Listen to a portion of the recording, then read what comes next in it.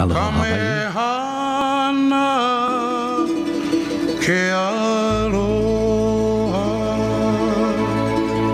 This is Poka Lainui, and you are listening to Hawaiian Potpourri. The music just presented is by Israel Kamakaviva Ole.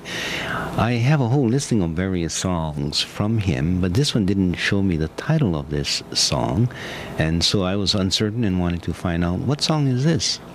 And so to my surprise, I had not been familiar with this song or the fact that he had this on the album that I had taken the songs from. But it's very interesting, and it shows the wide variety of religious perspectives of our Hawaiian people, and from the traditional Christian, and I would suspect that this is part of the what do you call it, the Pentecostal side of the religion of that has come to Hawaii, and it's a very strong religious approach that is taken. Or when I say strong, that it covers a lot of areas in Hawaii. I myself grew up in one of the garage churches as a young child, going to these types of churches. So it brings back a particular memory, and it was sort of a jolt or a surprise. But as I say, it is reflective of the fact that there's so many different approaches to religions in Hawaii. The name of the song, if I can remember, was Helemako Ikeale o Yesu, let us go on the pathway of Jesus, and then the song continues. Okay, and we find that in Hawaii, many of our musicians came out of these churches and church music. All right, so that's just a general comment. You take it as you like it. We have been talking about depression. We have been talking about the 4th of July and its meaning for me in Hawaii, and for others as well, and the contrary, not the contrary meaning, other meanings that it has for other people here in Hawaii. So I guess we all observe holidays in different ways. Our telephone number here is 524-1080, and if you would like to share an opinion on some of the matters that we've discussed, give me a call. We'll put you on the radio. Let's go to our next caller. Aloha caller, welcome to the program. Hey, Puka. Yes, hello. Yeah, I still have the buzzing sound. I don't know, it was okay when Hesh was on the board, but I don't know now. I don't get that noise back. Okay, stay right there, and I'm going to turn all these different things down. You still hear it? When you don't hear it, you tell me, okay? Okay. Well, I think it's okay now. Oh, okay. I guess that from the very beginning, I had that. Some sort of noise. But does it sound okay now? Yeah, I guess, yeah, I can hear you now. Oh, okay. Oh, yeah, it sounds good. All right. But anyway, I guess I need to be educated with American history.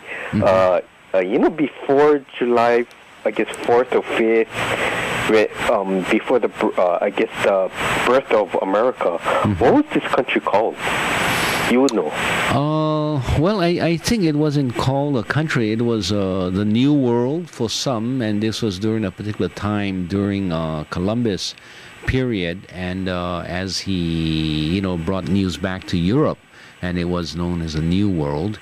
It was, what else was it called? It was also called America because what was his name? You remember the guy's name who drew the map?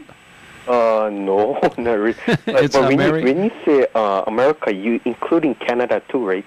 Because United States is called North America. Yeah. At that time, Americo Vespucci, who was, I believe, Italian, drew the map of this place that Columbus had, quote, discovered. And so he signed his name at the bottom of the map, I guess Americo Vespucci. And then this place had been known then as America after the map maker, not after Columbus. Yeah. And the map at that time didn't have a dividing line between Canada and now the U.S. And that means that the states wasn't in place yet, yeah? Yeah, it was when merely the birth of America? It was more the colonies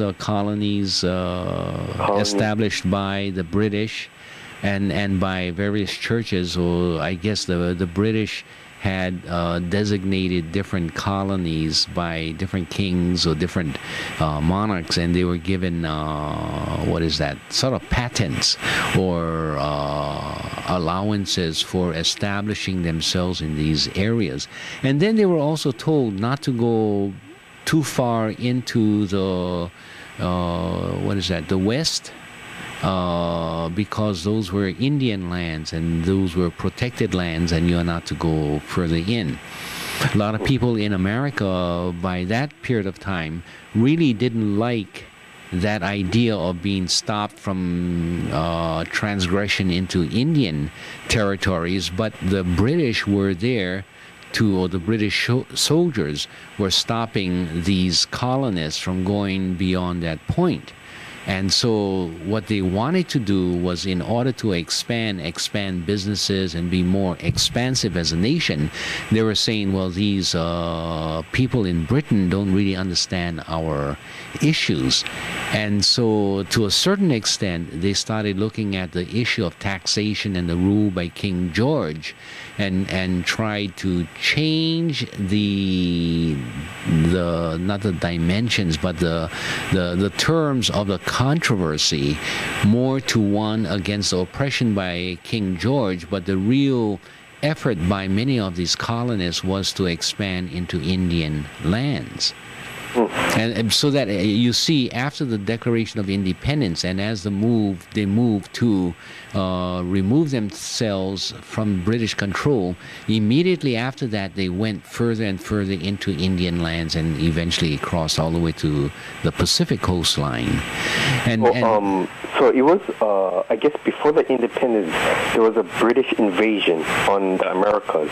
Well, I don't think took over, and it was under British rule. No, I don't think you can call it a British invasion, because the British had already then established themselves along those coastlines, like New York, New Jersey, and all of these new or Rhode Island, named after European countries and oftentimes British places.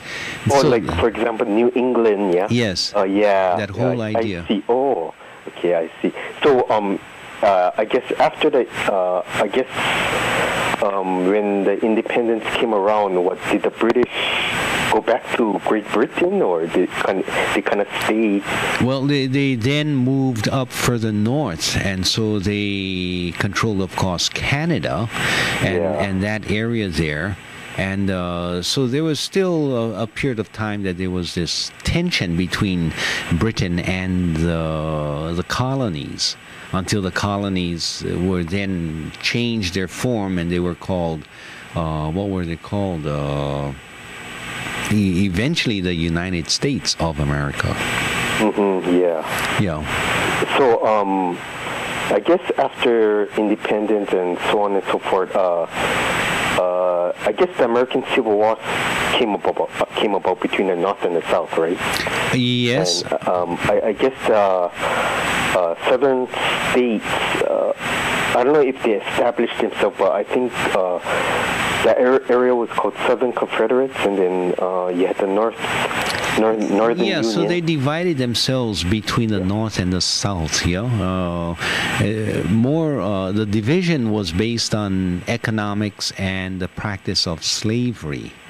So the southern states were those who were more involved in slavery, while the northerners were not. And so the great divide, the economic issue was one of slavery. The political question was one of federation or confederation.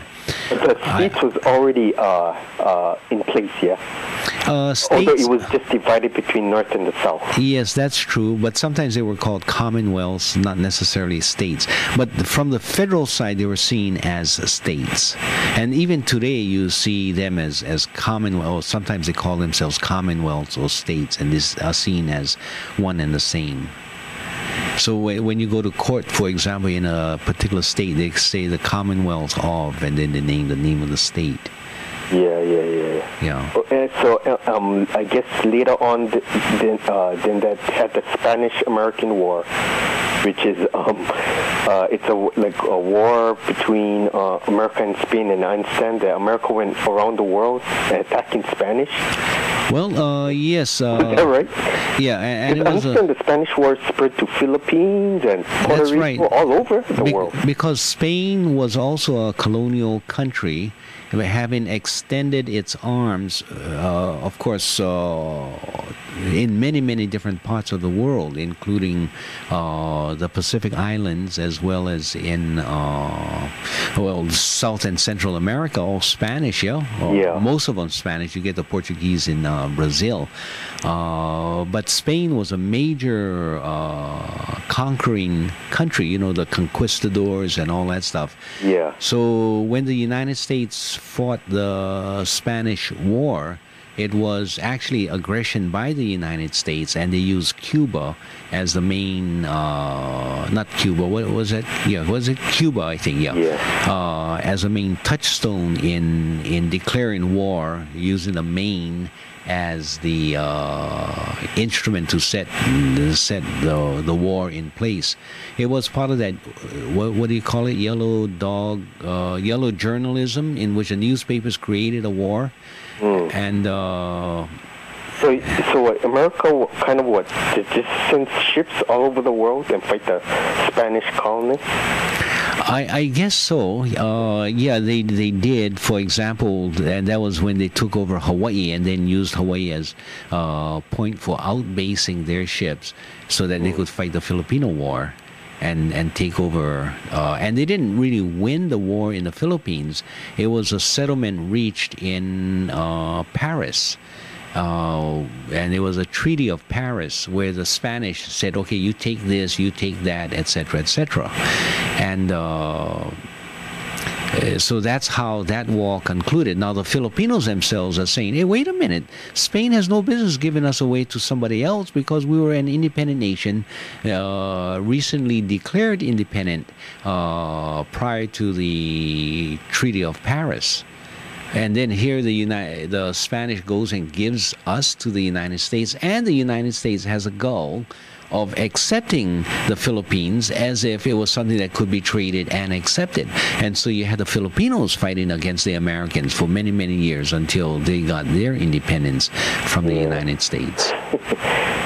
I don't remember learning all of this in history class. I can tell you that. We learn other things like, the conquistadors conquering the world, but nothing about anything about, this kind of in-depth thing about how America got really created and, the states coming together and stuff. Maybe learning about the capital of certain states and things like that, but not really the war, the movements and all that other stuff. But. And if you look at the 4th of July and the way it's memorialized or celebrated, that too is a reflection of the shallowness of the American public willing to look back and look into very fundamental issues. For example, the 4th of July here in Hawaii. Nobody wants to talk about other things that happened on the 4th of July. Nobody wants to hear about the Hawaiians' 4th of July where independence was stolen. But they engage themselves in fireworks and parades without any real in-depth discussion. But the kinds of stuff that you have just asked and the kind of stuff that you and I have engaged in is oftentimes, not oftentimes, 99 and 9/10% of the time, not even paid attention to by the mass media or by the education systems. Finally, there are now good books. Howard Zinn, Z-I-N-N, writes about, I think it's the People's Declaration of Independence, I think one is called. Or the People's History of the United States. If you can get Zinn's book, and it'll just open up your mind because of the stuff that he covers. So it's very good writing, historical based, and it gives you a different perspective. Now, when I talk with Filipinos who know their history, they're right up to it. They know all of these events. Yeah. Yeah, I was just speaking with a retired Filipino doctor, and he was saying, well, we're talking about economic changes, and over a period of time, the more modern Filipinos are step in step with the Americans, and they can adopt more, American kind of capitalism, and that the Hawaiians will one day catch up to the Filipinos and adopt this kind of capitalism and not be so forlorn about their history. And I said, well, the major difference is that the Filipinos have their independence, and sure, they can develop their own rules, they can protect their own borders, they control their own trade and all of those things. The Hawaiians are so overrun by foreigners coming in to Hawaii, including this Filipino guy I was talking to, that we have absolutely no control. So the comparison of the Hawaiians and the Filipinos are not comparable, not at the present stage. You know when I guess Hawaii became a state, was it same time when Alaska became a state? 1 year later was it than around the Alaska. Same time? Because Yes. I don't remember a flag, the American flag, having 49 states. There was a flag with 49 stars. And they added the 2 states. No. They added one at a time. There is a flag one at a with time. 49, and then the current one that shows 50 stars. And then what we did in the the observation of the 50th anniversary of statehood, we cut the one star out. Yeah, heard about that. So there is not a flag with only 49 stars. Oh, yeah, really? Oh, I gotta see that one. The one that we cut out. And people got hoo-hoo with us for burning the star. We didn't burn the flag, we just burned the star. Some people said we should send the star back to Obama, and others were saying, no, the star simply should not exist. So don't send it back. Falling star. Yeah, I like that. From the flag. And we converted into holy smoke, I guess. Oh, I can barely hear you, but anyway, okay. I get off. All right. Thank you for your call. Take care. Aloha.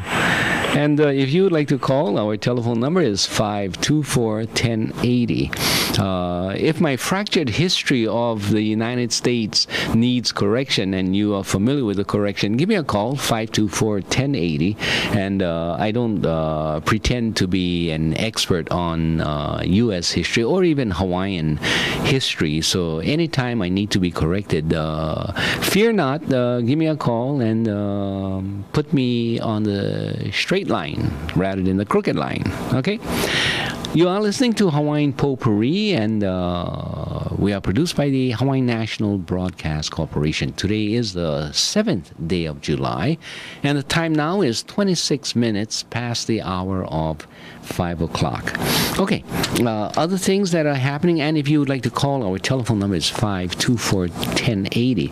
You know, I was listening to a television show last night, and it was a debate.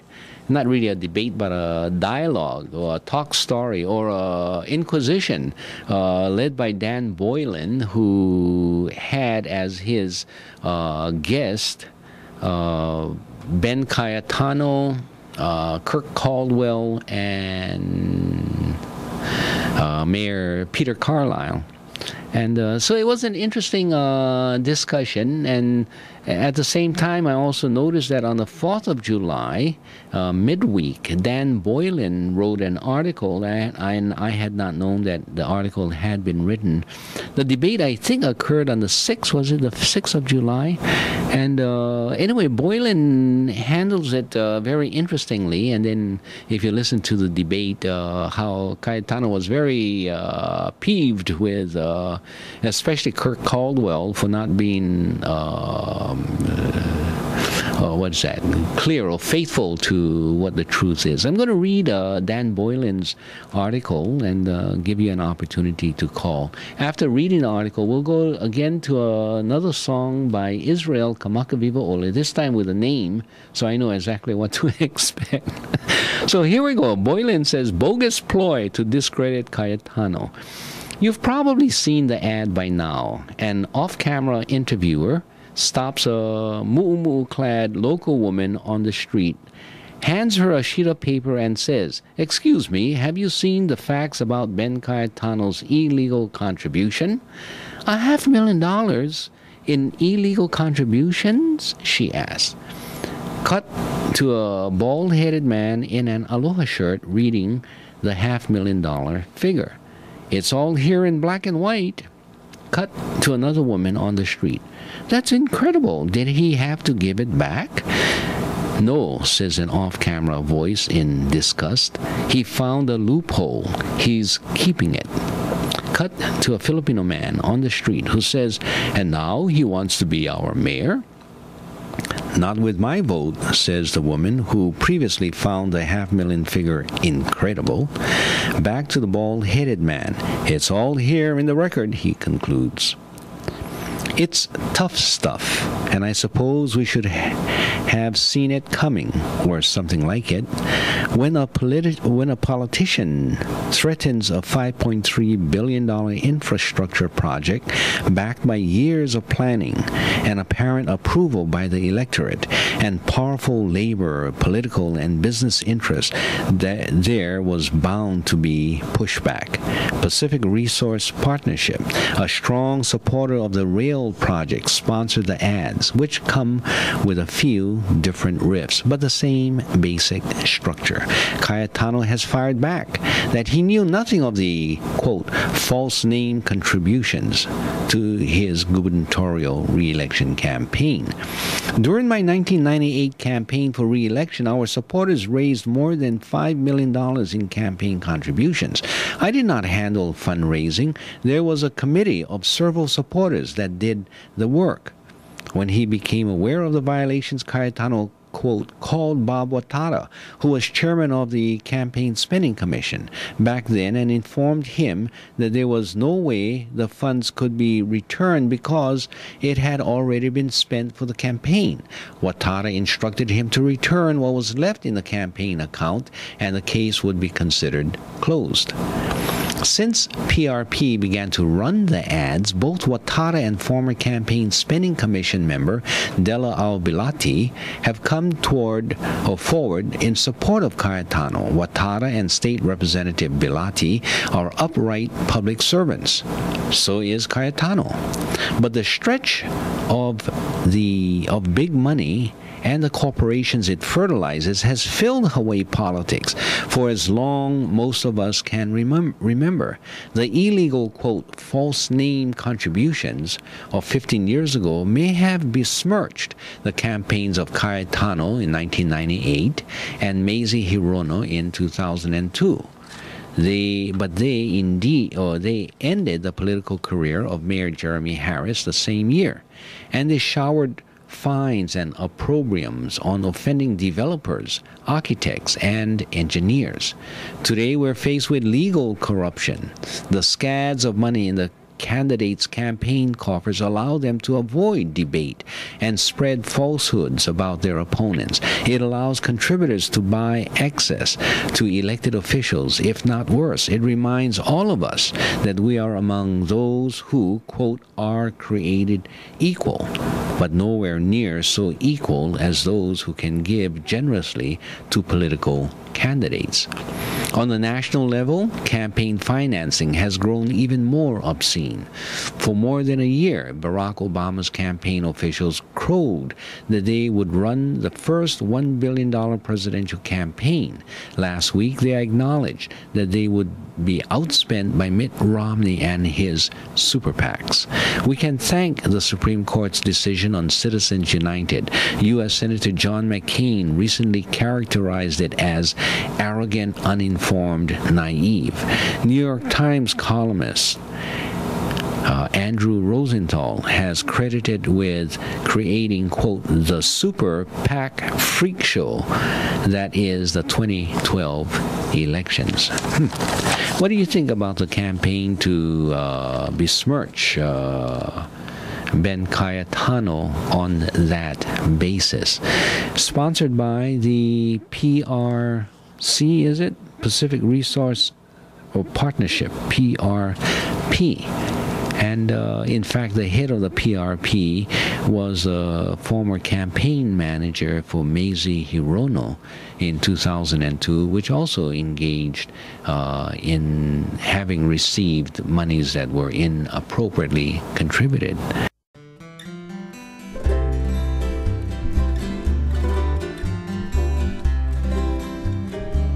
Kaulana na pua o Hawaii Kupa ama hope o ka aina Iki mai ka elele o ka loko ino Pala pala anunu me ka paka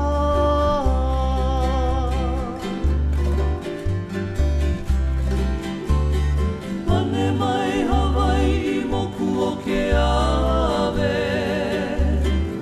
Koku ana honoa o Pilani Ka ko o mai kaua I o mai